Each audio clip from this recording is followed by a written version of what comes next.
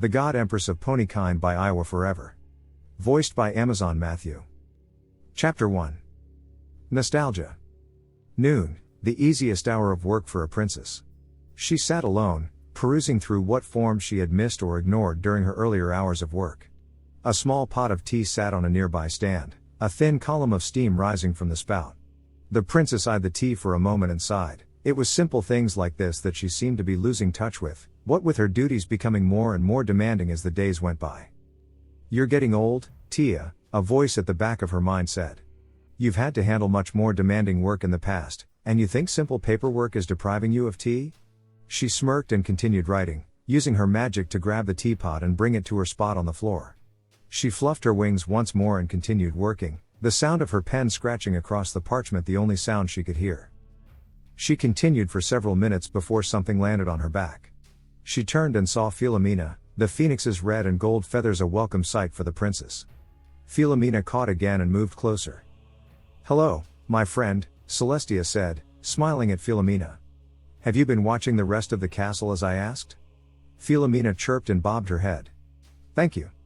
I don't know what I would do without you."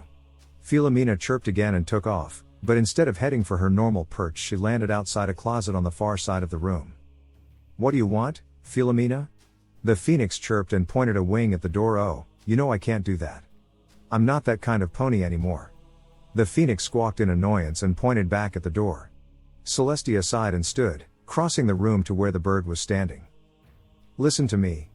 I could not do that, I may lose myself and..." "Well, remember what happened last time?" Philomena squawked. "Well, yes, she had declared war on my throne. But you didn't see the rest of the guard, they were terrified of me, that their leader could be so ruthless." The bird chirped and took off, landing on the knob of the door and allowing her weight to open the door. "I swear, you're worse than Luna was." She moved to close the door, but a small glint of light caught her eye. She hesitated, before sighing once more. "Well, 5 minutes, then we'll have no more of this." Philomena chirped in happiness as Celestia pulled open the door. Inside the closet was a suit of armor, scratched from repeated use but still shining as brightly as the day she had forged it in the fires of ancient Equestria. Unlike the armor of her guards, which was more for ceremony, this was designed for war. Each plate was more than 4 inches thick, forged from a material capable of withstanding the concentrated power of a star. Her neck and forelegs were protected beneath 2 massive shoulder pads, the first adorned by an etching of her cutie mark, while the second held the image of a giant eagle, wings spread and talons extended as if ready to strike. The chest contained the insignia of her old life, a double-headed eagle, both heads turned outward towards her shoulders. Using her magic, she pulled on each individual piece of the armor, the joints clicking into place. As each piece was applied, energy began to flow through the joints and seams of the suit, allowing her freedom of movement that no other living being would be capable of when wearing similar armor. When the armor was assembled, she pulled out the final aspect of her past, a long sword, elegantly crafted and adorned with an ape-like skull in the pommel. She used her magic to attach the sword to a clamp on her flank before closing the door and walking towards the balcony. "I feel silly, dressing up in this," she muttered, hoping Philomena was still within earshot. The bird paid her no mind, swooping down from her perch and landing on her left shoulder, her talons hooking into a groove in the armor. Philomena chirped again, stroking her head against Celestia's neck. Celestia smiled. "Well, maybe not as silly as I think." Celestia normally kept a rein on her ego, but being as she was alone she allowed a little bit to slip through. She looked out across Equestria, her home and kingdom. She remembered all that had happened since she had been brought here, forming and encouraging life, raising the sentient races from the muck of creation. She remembered forming Equestria, battling against the forces of destruction and chaos. She remembered slaying the last of the Wendigos, remembering how her blade had cracked and sparked as the last of the forces of nightmare were torn asunder by her wrath. She remembered her battle with Discord, striking him from the heavens and confronting him on the open plains. She remembered. Her mind drifted to another time, another universe. There, she commanded legions against the ruinous powers, purging the galaxy of the unclean. She remembered the heresy, channeling her powers to smite her traitorous son. She remembered being entombed inside the throne, watching in agony as her body rotted and her utopia degraded into the very hell she had fought against. She remembered being freed, and striking with the full of her power. Mutants, hellspawn, even the gods of chaos themselves, nothing stood to slow her wrath. Countless fell with each sweep of her mighty blade, their blood staining the ground black as she purged them from the galaxy. I smote the gods of chaos. I brought humanity back from the ashes and set them on the path to an age of prosperity and glory. I forged this world from dust, and I crushed the last traces of chaos beneath my hooves. I possess more power than any before me, and I have used it to forge the society I would have wished to rule over. Princess Celestia, Princess Celestia. Celestia was pulled from her memories. Some mortal was intruding on her, of all ponies. Keeping her temper at a minimum, she unsheathed her sword and activated it, arcane power flowing down the length of the blade. Do you think that you can just intrude upon my presence at will? She growled. You are not one of my regular messengers, so I must assume you are some infiltrator hoping to get close to me. Leave now, or I shall destroy you and everything you hold dear in your pathetic life. The only response she got from her threat was crying. Celestia blinked and turned to see her opponent, a small lavender filly, barely 7 years of age, cringing and crying at Celestia's warning. I'm sorry, Princess, I'm sorry. The filly cried. I didn't mean to. I'm really sorry. Please don't be mad, I didn't mean to. Oh, please don't hurt me. Please.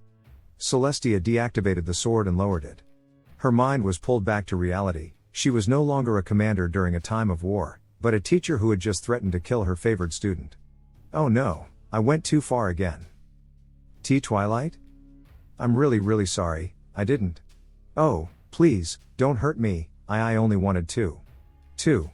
Twilight could not hold back before bursting into tears, a small puddle collecting beneath her hooves. Celestia dropped her sword and raced towards the filly, her armored boots causing small tremors as she ran. Please, Twilight, don't cry, Celestia said, wrapping an armored foreleg around the crying filly. That was my fault, Twilight, I got carried away for a moment. Don't cry, I did not mean to harm you.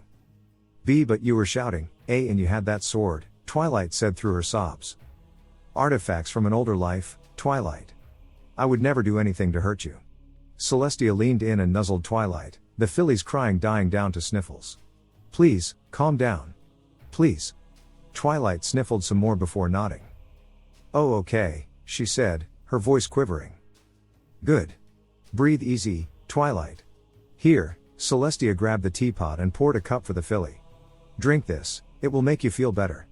Twilight hesitated for a moment before nodding and taking the cup in her hooves. Thanks you, Princess. You're welcome, Twilight. Now, Celestia turned the filly around to fully face her. What is it you wanted to tell me? There was a pause before Twilight spoke again. Well, I was just reading some things. And, I found something that. Twilight stopped talking. Celestia raised an eyebrow in confusion before tracing the filly's gaze to her chest. Celestia sighed and lowered her head, a small smile gracing her lips. Is my armor distracting you, Twilight? Yes? The filly said, shying away slightly. You wouldn't be the first. I normally don't wear this, as most ponies have a similar reaction. I guess. Well, I guess I got nostalgic and decided to wear it. If you're curious, you can come and get a closer look. But you got really mad when? Twilight, that is in the past. I was a much different pony when I first became ruler of Equestria, and I guess I lapsed back into that habit when I put on this thing. Oh. Twilight stood and crossed the room, stopping once she reached her mentor. She looked closely at every piece of armor the princess wore, flicking them occasionally to see what they were made of. Why did you make something so big? When I first came to this world, I was lonely, for a lack of a better word. I forged this armor and that sword to remind me of where I came from. Where you came from? Twilight asked, raising an eyebrow. What do you mean? Oh Twilight, surely you of all ponies know this story. Kind of. My parents always said Equestria didn't have any shape or life until you showed up and made it all nice and stuff. But. Twilight paused, shuffling her hooves a little. But you couldn't have just shown up from nowhere. There had to be somewhere you came from. Correct, my little filly. Celestia grabbed Twilight with her magic and placed the filly in front of her. And where I came from was not a nice place to live. That's why I needed this armor. Can I ask what it was like?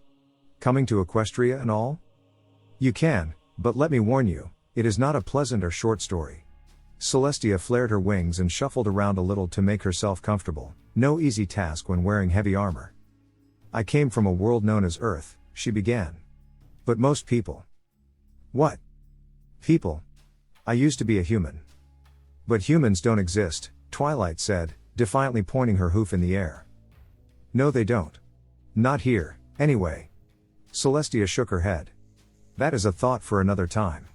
As I said, I came from a world known as Earth, but most called it Holy Terra, the heart of the Imperium of Man. Humans had spread out across the galaxy, forming a mighty empire that they felt would last for eternity. However, the Imperium was everything Equestria is not. Humans lived in filth and decay, fearing for their lives as the years went on. Ravaging hordes of monsters and barbarians savaged their borders, wiping out entire planets and untold billions of lives.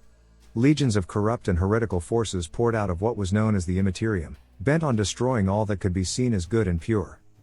I was a leader during the strife. I guided the forces of humanity against the Chaos Spawn and the Alien, destroying many and costly wars. The humans venerated me as a mighty king, a ruler of all humans to have ever lived. Wait, king? Twilight asked, an eyebrow raised in confusion. You're not a stallion, so how can you be a king? A bad joke from a chaos demon, Celestia thought, bristling with anger for a brief moment before composing herself. I was changed when I came to this realm, but that will come up later. As I was saying, thousands would bow to me, swear in my name, and the mere mention of my power and presence was enough to sunder the forces of chaos like a wave against a rock. The humans called me the God Emperor of mankind. And I am here because of my sacrifice for them.